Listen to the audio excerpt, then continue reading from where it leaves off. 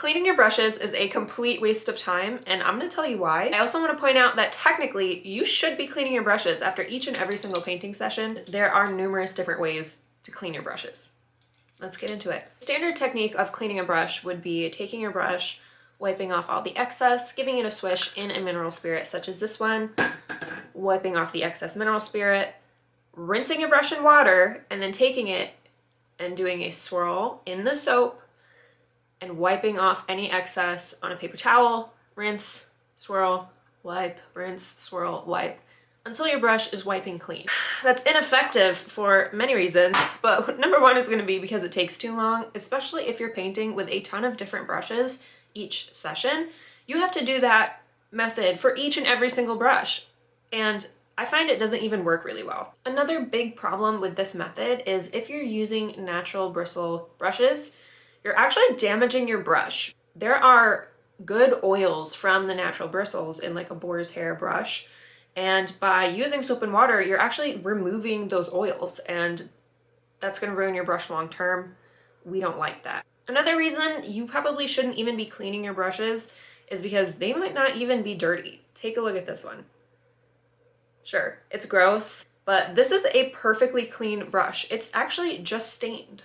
Like makeup brushes, certain pigments such as Prussian blue can actually just stain the bristles of your brush, whether they're synthetic or natural fibers. This puppy right here has turned literally all of my brushes this weird shade of blue-green.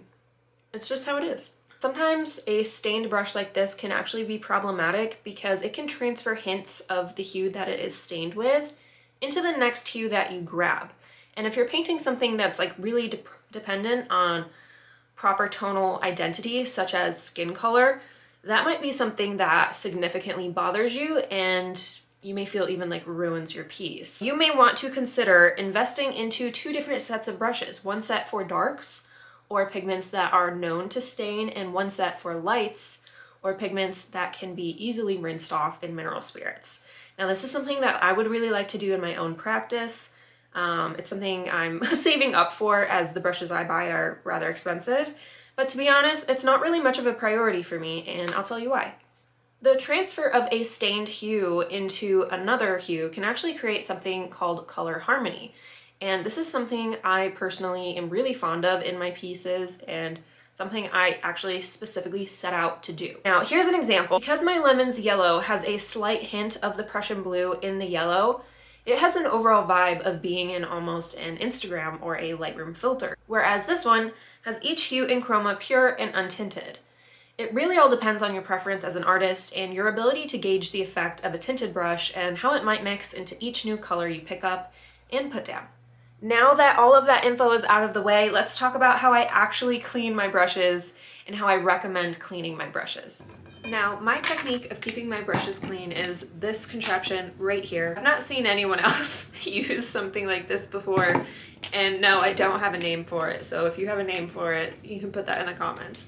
Essentially what this is a brush cleaning container that you can find at Michael's. Typically meant for things like watercolor, gouache, or acrylic, because most oil painting jars have a lid because you don't want the fumes to escape and you don't want the mineral spirits to evaporate. So that's why I would say this is typically meant for acrylic. However, I already had one, and it has this coil up here which can safely hold all of your brushes perfectly vertical. And that is important because in the bottom of this basin here, I have safflower oil, and I have this saran wrap as a makeshift lid to keep the safflower oil from drying out, essentially. Even though safflower oil is a really slow drying oil, keeping a cover on it makes it last for like 3 months before I have to change the oil in this baby. And then I just put my brushes in this coil and just the bristles are submerged in the safflower oil. Now, I rinse my brushes off first in mineral spirits before I put them in this, but they go in even just a little dirty sometimes, and that's okay because when I take them out of this contraption, I wipe off the safflower oil, and they get cleaned in that action. So I'm fully committed to this. I don't think I'll use any other way of keeping my brushes clean or ready to paint.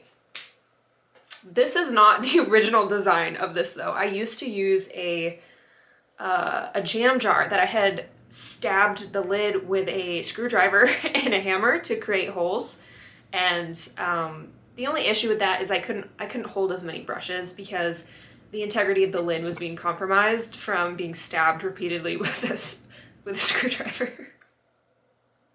Hey, you do what you have to do for art, I guess, all right? Another great technique would be to use a brush dip, which is essentially just a mixture of safflower oil and clove oil. It's gonna be a ratio of about 98% safflower and 2% clove oil.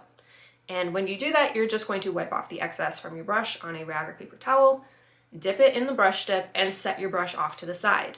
Now, the problem with this, and the reason I don't do this, is because it's not submerged in the actual oil.